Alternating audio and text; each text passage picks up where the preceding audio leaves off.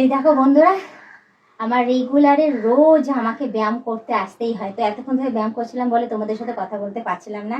তো আমার ভীষণ কোমর ব্যথা হয়, ঘাড় ব্যথা হয়, হাঁটু ব্যথা হয়। এগুলো কারণ হাঁটু ব্যথা এই কারণে আমি প্রচণ্ড সিঁড়ি ভাঙি আর দৌড়ে দৌড়ে সবসময় কাজকর্ম করতে থাকি, দৌড়াতেই থাকি।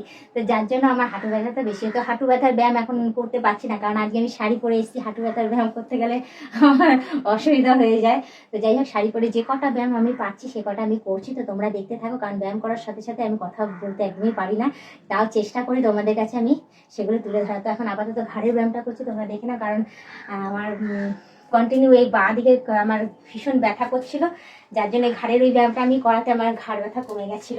তো দেখিয়ে দিই সেটা। আর যদি হাঁটুর ব্যায়ামটা যেটা দেখতে হয় তাহলে ওতে অবশ্যই চেষ্টা করবো শাড়ি পরেই দেখানো। তো চলো ঘাড়ের ব্যায়ামটা আপাতত দেখিনি, তোমরা দেখে নাও, ঠিক আছে? আর কথা বলবো না কিন্তু এর মাঝখানে। তো দেখিয়ে দিই। তো এভাবে এভাবে বসেও করতে পারো, তো তোমরা দাঁড়িয়েও করতে পারো, ঠিক আছে? তো আমি বসেই করছি, যেহেতু আমার জায়গা নেই দাঁড়ানোর। আর যেহেতু বেলায় ব্যায়াম করতে এসেছি, ছাদেও আমি যেতে পারছি না, তো এখন আমি দেখিয়ে দিচ্ছি ঘাড়ের ব্যায়ামটা। তো মাথাটাই সোজা করে নেবে, করে নিয়ে আর প্রতিটা স্টেপের মধ্যে 10 গুনবে, 10 গুনে তারপর করবে, ঠিক আছে? এই একটা স্টেপ।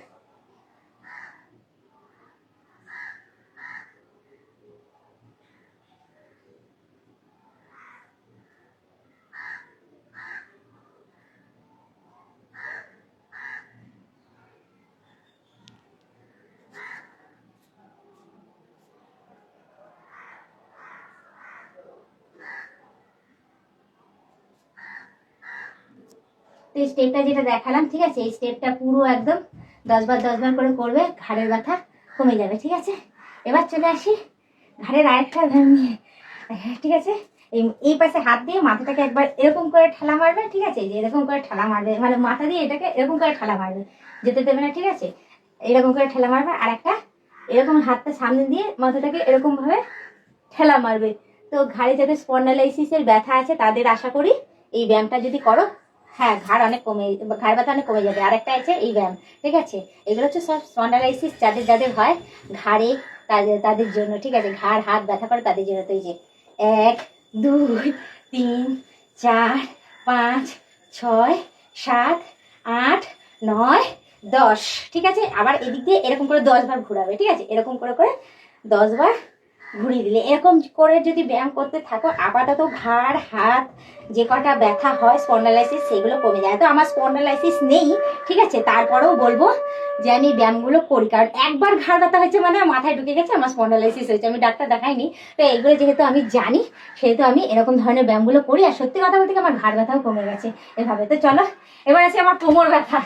আমার সিজারে হয়েছে মামাম, তো কোমর ব্যথা প্রচুর হয়, তো ডাক্তার শিখিয়ে দিয়েছিল, ঠিক আছে? প্রথমে শবাসন করে নিই এরকম করে, ঠিক আছে? শবাসন করে নেওয়ার পরে তারপর আর বাদ বাকি তো আমি বলবো চ্যানেলে দেখে দেখে আমি অনেক ব্যায়ামই করি আমার ভুঁড়ি কমানোর জন্য। তো এখন আজকে আমি ভুঁড়ি কমানোর জন্য করছি না, আমার হাঁটু ঘাড় কোমর ব্যথা করছিল বলে এই ব্যায়ামটা করি।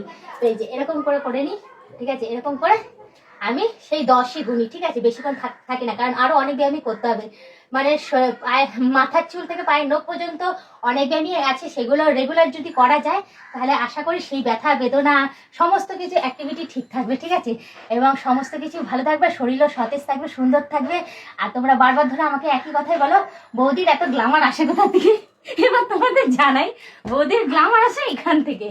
বৌদি হাবি জাবি ফেসিয়াল করে না, হাবি জাবি মাখেও না, কিচ্ছু করে না।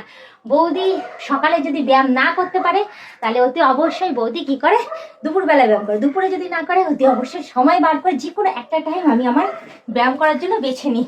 তো চলো এবার চেষ্টা করছি তোমাদের হাঁটুর ব্যায়ামটা দেখা। এখানে জায়গা এতটাই শর্ট যে আমি দেখাতে পারছি না। তোমাদের বৌদি বেশিরভাগই লাফ দড়ি খেলে, আজ পুরো ছাদ জুড়ে দৌড়ায়, ব্যায়ামটা খুব কমই করে। তো ইদানিং ব্যথা বেদনা বাড়ছে বলে আমি করছি। তো হাঁটুর ব্যায়াম করতে গেলে এ দেখো, পাটাকে এরকম টান টান করে দাও, হাত পাগুলোকে টান টান করে দিয়ে এই যে এরকম হাঁটুটাকে জুড়বে, জুড়ে এই যে একবার এরকম আনবে, ঠিক আছে? এই যে পাটাকে এরকম করে ধরে নেবে, ধরে এরকম চেপে দেবে, চেপে দিয়ে তারপর এরকম করে বসাবে, বসিয়ে এরকম করে টেনে নেবে। তো এটা তোমরা বসেও নর্মালি বসেও করা যাবে, ঠিক আছে? আবার শুয়েও করতে পারো। তো আমি বেশিরভাগটাই আমি শুয়ে করি, আমার দুটো একসাথেই কাজ করে, হাঁটু এবং পেটের দিক দিয়ে আমার কাজ করে। তো এটাকে পাটাকে এরকমও তুলতে পারো, এরকম তুলতে পারো, মানে পা ব্যান্ড করা আর এরকম খোলা, ব্যান্ড করা এরকম খোলা, এরকম যদি করতে পারো। আর হাতের ক্ষেত্রেও এরকম ব্যান্ড করা আর খোলা, ব্যান্ড করা খোলা যদি করতে পারো, আশা করি হাত পায়ের ব্যথাও হবে না আর অনেক কিছু প্রবলেম দূর হবে। তো তো যাই হোক, অনেকগুলো ব্যায়ামই তোমাদের দেখিয়ে দিয়েছি। আগামী দিনে চেষ্টা করবো আরও ব্যায়াম দেখানোর। আর আমি রেগুলারই ব্যায়াম করি, কিন্তু হ্যাঁ মর্নিং ওয়াকে যাই না, আমি খুব কম যাই, কারণ ওই সময় আমার ঘুম ভাঙে না।